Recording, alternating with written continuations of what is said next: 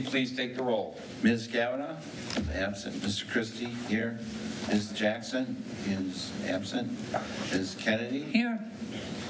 Mr. King, Here. Ms. Taylor, Here. Mr. McCray. Here. Quorum is present. The purpose of this meeting is to get an update on design and development of our recreation and wellness center. So, Tracy, the floor is yours. Thank you. Well, thanks for having me back. I have a fun evening tonight because if you were to skip to the very last page of what's in front of you, we are essentially on budget. So if I'm going to let that cat out of the bag at the moment. So Adam's here from Reweld. They've been, he and Kurt have been really busy kind of looking at the numbers side. We're at the design development deadline. So we are one phase closer to the building actually being real. If you recall at schematic design, we had a little bit of work to do. We had some nudges to make to the design. We had a couple of areas that we were looking to be a little more cost effective, and all of those have paid off. So rather than make you wait till the very end, we'll kind of let that one out of the bag so we can focus a little bit more on where we are currently with the design. As you know, the address 14701 Beach Daily, just sort of the facts and figures. We're at about 36,000 square feet for the facility on approximately 3.5 acres.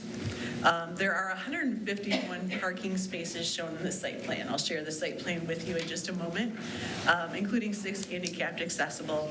And then the key spaces are essentially what we've been talking about all along. We have the gymnasium with the track. There are currently 5 multi-purpose rooms in the program. So that comes after the addition of some additional budget that you guys voted for the project a couple of months ago. So we did do the addition on the front of the building that gives that indoor-outdoor multi-purpose space. We also have 2 rooms upstairs that are combinable with an operable partition. So those 2 rooms can form a larger room, and I'll point those out when we get to that part of the plan as well. We have the first floor, a small play space, fitness and exercise spaces upstairs, the wet area that includes all of the usual stuff, toilets, showers, changing. But we have the dry sauna, steam room, and spa pool included in the wet area now. Staff offices, of course, and then we still have, in addition to the 5 multi-purpose spaces, another space that provides the opportunity for a potential partner, and we'll look at that too in the plan. So this is the site plan. As we move forward into bidding, you'll start to hear us talk a lot more about alternates. The purpose of bidding out alternates is there's a certain amount of work, most of the work that will be in the base bid. But because of the bid climate, not knowing exactly where things are going to come in, no matter how good Reweld is at guessing ahead of time, we can't know exactly where bids will come in. So the outlined areas that you see on the site plan here, I'm going to play Vanna a little bit like last There you time. go. All So right. that you guys can see that one. Good job. So the outlined areas in the site plan are landscape alternates. The amphitheater itself, the landform that slopes up, is in the base bid, but what we're highlighting around the amphitheater is some additional landscaping as well on the flat area that's labeled as activity lawn just to the east of the building, and a little bit of additional landscaping at the side, but everything else is included within the base bid. What you're not seeing in the site plan here, underground retainage for the water from the parking lot. You are seeing the 151 spaces, including the 6 handicap spaces here, and the general configuration of the site plan should look familiar from the last time that we shared it. Looking at the first floor again, there hasn't been a great deal of movement in the floor plans since the last time that we talked, but we have locked down some of those elements like that indoor-outdoor multi-purpose space, the green space in the plan right by the entry. We've still got the staff space just to your right as you walk in the door, the large gymnasium in the upper left-hand part of the plan. The blue area is sort of highlighting some of the cool parts of the wet area that I mentioned a moment ago, the spa pool, the steam room, the sauna. The play place is sort of the blue block there, and then the partner space, the yellow, is all along the right-hand side of the plan, and that still has the opportunity to have an independent entry and separate control. So if you do have partners in the facility, you're able to control that from a security standpoint from entry and those sorts of things. Going up to the second floor, we're seeing the track above the gym space on the left-hand side. And then the green spaces on this plan are those multi-purpose spaces. We've got one on the front of the building that's stacked on top of the indoor-outdoor space. And then towards the top, as you move from left to right, there's one independent room, and then the two that are on the right there are the ones that can be joined into a single room. And then the orange spaces that surround the entire perimeter are those fitness and exercise areas. Just like last time, they're sort of a free flow. They're not necessarily fully walled-in spaces. So as you come up the stair or as you come up the elevator in the center of the plane, you've got kind of visual access to everything. The fitness equipment is not on this plan, but currently the plan is that sort of cardio and powered equipment would be on the lower end here on the south facing, and that weight equipment primarily would be kind of on that east side. And then here's a look at where we are currently with the exterior. We've been through a number of different iterations with you guys. And for some very good reasons, we've taken a look at kind of materiality. The last time we had looked at this, we had looked at some green brick, we had looked at some different opportunities, but what we're really excited about is moving a little bit away from that, looking at the opportunities with materiality. What we really wanted to be able to do was to have a facility that wouldn't be built for anybody else but for you. And so what you'll notice kind of very subtly in that front corner, instead of a big sign, what we've done is right behind you and on the back wall here, we're seeing that shape of Redford, and that shape of Redford is actually worked into the masonry patterning that's apparent there, kind of in several iterations as you move around the front corner of the building. So it's part of the masonry. It's not really an extra. We're not paying for something else that's a sort of an additional cost big feature, but it's something that's sort of a subtle nod, and it's something that talks about this building being for the community. So we were all really excited with that opportunity. We do have some landscape lighting in the evening that will also be lit up kind of to give some attention to that. And then the brick patterning kind of comes back through. We've got a little bit of textural brick patterning over on the gym side and on the back of the gym as well to help to bring down the scale of the masonry. On the front of the building, we're looking very much like we were before, except we're seeing that brick patterning here on the left-hand side. This is that big window that faces Beach Daily. Again, it's sort of the opportunity that from the main street, you're going to look up there, whether it's daytime or nighttime. There's a quick view. That's sort of the beacon. It's the opportunity for you to look up there and see the activity in the building. And it's really the best way to advertise what's going on in the building. People are driving by or walking by, and they're seeing people actually using the building, which kind of encourages that desire to want to take advantage of it yourself. We've got some new interior views that we haven't had previously, so I'll walk you through a couple of the key spaces of the building. We talked about that indoor-outdoor activity space just as you reach the front entry of the building that sort of also connects to the amphitheater beyond. So this image is showing the opportunity for those garage doors to be open in nice weather, not like the day that we have outside today. But when the weather is nice, we would have the opportunity to open those up. The furniture can be very flexible. This would be a great room to be able to rent out for birthday parties or to use flexibly when you've got activities going on outside that you want to be able to have a little bit of shelter in association with it. You're peeking kind of here on the right-hand side of the image. There's a window directly into the gym as well. The next sheet is showing that check-in opportunity. So to the right side of this image, we're seeing those turnstiles. You just come in the front door. You're being received at the desk. We're looking down that long hallway towards the play space in the back. A little bit of branding and identity. We're making use of those higher ceilings, getting some color, getting some energy in the space. We've got plans for some graphics, for some acoustic treatment that create sort of art opportunities on the wall in this space as well.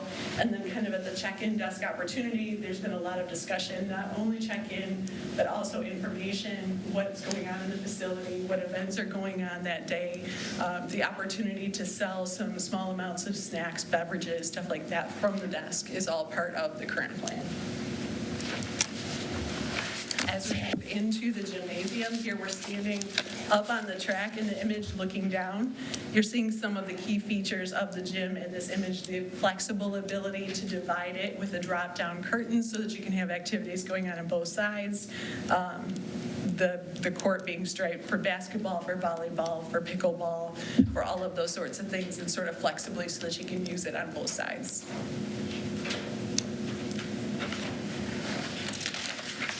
And this last one is a quick view. This is the south-facing fitness area. So I talked about the powered equipment looking out through those nice big windows that are in that south-facing masonry wall, getting some visibility through the core wall, but kind of providing a little bit of privacy as well. Nobody wants to be stared at when they're on the exercise equipment. So that's kind of the mix that we've got going here. In this image, you're looking to the back towards that multi-purpose room that is up on this level, kind of sneaking a peek through the center there, looking to the door that goes out onto the track. And then just to sum it up really quick, and then I'd be happy to take any questions. As I mentioned at the beginning, the construction trades trust is trending on budget at approximately $15 million. That's not the total project cost, but that is the apples to apples figure that we've been tracking our work against. There's some other project costs above and beyond that, as you know, but that puts us approximately on budget at this phase, which is the really excellent news. We're targeting 5 to 7% bid alternates. I mentioned that earlier. The site landscaping is some of that. We've got some other things that we've sort of pulled out, and all that means is we're presenting some opportunities in bid that will be priced at competitive bid pricing on bid day, and you will have the option of whether you want to take them or not take them, take some of them, take all of them, take none of them. But it gives you that flexibility. It's better than coming in $2 million under budget and then not having the benefit of competitive pricing. So we're working with the committee right now. I think we're going to be publishing a list to you guys tomorrow for your meeting on Thursday. Just thoughts on what some of those additional alternates might be. We are on track with some schedule impacts. I think everybody has heard that we've had some interesting reports, some investigating foundations, stuff like that. So there's a little bit there. We've added the $2 million to the project, so there's a bit of a schedule impact there. But construction documents are still due out in February, which was the original plan. The guaranteed maximum price is expected in April, and then construction schedule is TBD based on, kind of resolving some of the foundation issues that still exist, and permits always is kind of a question mark, how fast we can get through the approval process for all that. So we'll be able to give you a schedule update once we get a little bit closer to some of those items, but everything leading up to that right now is kind of running right on schedule. Okay. That's all I have Well- for you guys, but I'm happy to answer any questions. Well, I just want to say that every time I think we're doing a great job with the group, the team as a whole, from the township and from HED and Rewall and all the rest that are helping, I think, well, this is great, and then we get a little further down, it even gets better. So I just want to say that the work for the entire group has been a lot of hours and a lot of effort, and from working on permits and how things got to get done to design to build. You guys should be very happy with the money we're spending to build this great facility. And, I don't have a lot of questions because I've been at the meeting, so I just want to make sure that I say that because I do appreciate everybody that's working on this. So I'll open the floor up for questions from the board. Thank you. Trustee King. I just have a question regarding the 151 parking spaces. This seems like a lot. So it does seem like a lot, but it is competitive and comparative with what you're going to find in other municipalities. When we look through the zoning ordinance, there was not a specific allocation. Usually for each type of building in a municipality, you'll see a ratio. So for every 100 square feet, you get this many spaces. There were some similar functions, but not an exact same function in your zoning ordinance. So we ran a comparison with a couple of similar communities. We've also talked with, kind of city zoning, site planning, and gone through that number. When you start to think about the possibility of having the amphitheater as well and wanting to have enough parking to fully kind of provide for the fitness center and the potential to have an outdoor event, that number starts to feel just about right. So we're feeling pretty good about it right now. Okay. To the chair. Trustee Kendi, so happy you're here. On page 6, Go back, so got it. yeah, that's it. Those trees, what kind of trees are those? I was not prepared with that level of detail, but we do have a site plan that's showing that. We are in DD right now, so we still have construction documents to go. So the final specification of trees will probably be coming up still. Okay, and, because I'm noticing, they're pretty close to the building. I'm looking at as trees grow over the years and they get wider, Yep. are they going to interfere with the foundation of the Well, I'm building? glad you brought that up because we have a landscape architect that works with us who every tree is his baby. So he has looked in your parking lot where we're not necessarily providing ongoing watering for the trees at the, and made sure that what he's specifying there are really hardy trees that'll survive. In a place like this, we're going to make sure that the spacing and kind of how that tree continues to grow, he's going to make sure I don't get it wrong. Like a dwarf type tree Yeah. where, because I know in like Capitol Park, they have some along the, or Handy Park now. They have them along the fence line and they're pushing against the fences and they're buckling the fence. Yeah, I think the priority, we talked about kind of doing this brick detail at the corner in 5 or 10 years. We don't want trees that have gotten so massive that you've lost that part of the building. So the scale of the corner, we want it to be green, but a little bit lower. If I scoot over to here, we're seeing some trees that are a little farther out from the building that might provide some flowering opportunity and a little bit of, so those could get potentially a little bit larger, but when we do the final specification for what's here, the goal is to kind of get a nice buffer and softening of the edge, but Right. not something that's going to Massive. be really Yeah, big 'cause there. like I said, as the years, Yep, it's a Go, really good Ben. point, and Mark would make really sure I won't mess that one up. okay. So I have confidence there. I thank you. Trustee Keene? What is the plan for the water runoff for the parking lot? Is it, Yep, so let me go back to the site plan for you. What you're not seeing dotted in, I'm going to step away from the microphone for just a second. Right about in this area of the plan, there is underground retainage underneath the parking lot in this location. So we just went through the site plan approval, the preliminary meeting just this past week. And as soon as I said underground retainage, everybody took a sigh of relief, like, oh, thank goodness they're doing it the right way. So we are all set as far as that goes. We're not, kind of sending water to a spot that it shouldn't be or kind of adding to any sort of a flooding risk or anything like that. It's going to be retained under. okay. We don't want that outdoor swimming pool. We've got a spa pool All inside. right, gotcha. Other questions from the board? To the chair. Trustee Taylor? Construction schedule based on resolving site history, is it anything that we need to be concerned about regarding what's going on with the site? as to No, how I delays- wouldn't say concerned. What we discovered with some of the soil testing, standard soil testing, is just that there has been some fill on the site over time that doesn't necessarily support foundations in exactly the way we would want to. We're already way down the road in terms of kind of talking to folks to make sure that we can support the building appropriately, so all of those parts are in motion. So we've got the plan figured out. It's kind of just, that was a little bit of extra work that we didn't plan on having to do, and it adds some time to the installation of the foundations itself when we can get on site. So if we thought we could complete foundations in X amount of time, it's going to maybe take 6 weeks longer, and I'm making up numbers at this point as far as that goes. But it's going to take a little longer to prep the site for proper installation of the foundations. With that said, the plan right now is that this should qualify the project for some brownfield dollars. So we're looking at offsetting the challenge to the site that was caused by historical conditions with the brownfield dollars rather than hitting the main budget.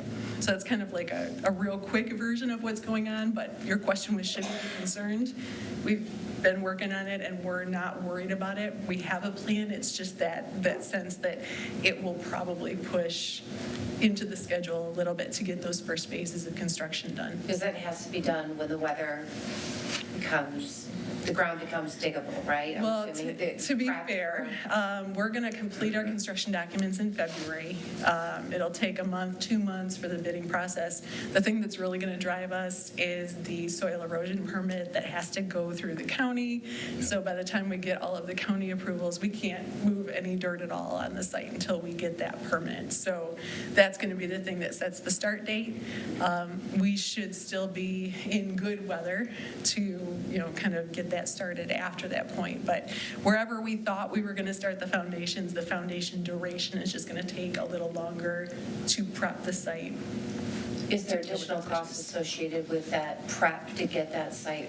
That was the brownfield dollars that I'm referring to. So basically what we would do is we'd take a look at whatever you were going to have to do anyway is going to stay in the project budget, but the things that are extra costs because of the historical conditions of the site, we're targeting having those paid for with the brownfield dollars.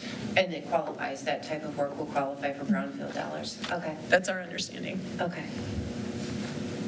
And the only other question I have is something I didn't think about regarding the amphitheater, and seeing that it's, right there along Norborn Street. We don't anticipate any kind of issues with neighbors and concerts and things like that? Like, how loud There's nobody, that's a parking lot on that side. on the other side of Norborn? Yes. Oh, brilliant. That's- Okay. that's We've got residents on the Okay. kitty corner way up Way up this there, way. yeah. Oh, good, so not right across the No, street, like if they're no. gonna. Western is, Okay. the parking lot we were talking about, trying to Yeah. buy and stuff is I right across. visualize it Norfolk. now. Okay, So very it's open good. parking lot. So we don't have any complaints that Okay. it's being loud and raucous. It's actually further than when we use it at Marquee. So when we do the concerts. That's true, the marquee's real close. This is further. Okay, yeah, good point, thank you. Other questions from the board? Mr. Chairman, Christie. where are the handicap parking spots on? We are looking at them. So your main entrance is right here, and your handicap parking is the closest spaces to the building entrance, which is right here. Should we have a partner, we might look at creating the partner entry would be here, which is still pretty close to this, but there would be the potential if we wanted to take a look at kind of designating a separate space for that. But I think relatively speaking, when you're looking at the concentration of handicap spaces here, whether you would be going this way for a partner entry or this way into the building, you're about the same distance. And I would say that with the amphitheater, we talked about, and that green line going across is a path to get into the amphitheater, so that it's right by where the handicap parking is, so that it's an entrance. We know everybody parking over here is going to look at this and want to cut through anyway, so there is a small path right here so that they're not trampling the landscaping. Right.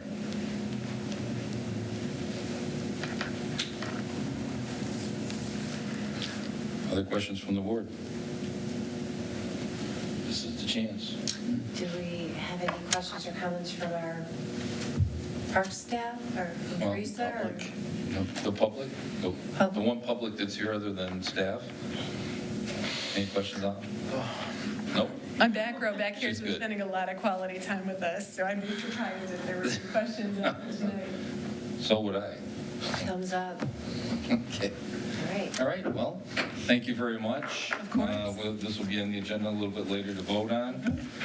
This was after, we had this earlier, so you have an opportunity to ask as many questions as you want, and I feel like we were rushed through it. So, if there's no other questions, this meeting is adjourned.